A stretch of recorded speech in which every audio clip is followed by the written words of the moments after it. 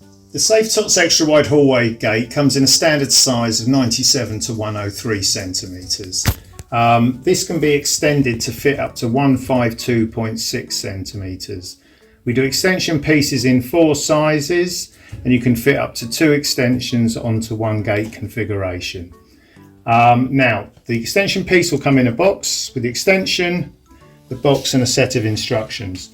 Now what we do is we follow the set of instructions. So we start off by removing the bungs. These are just there for protection during transportation. So once fitted, these can be disposed of. We'll also look at the video for actually installing the gate. And this will include removing the bungs on the gate.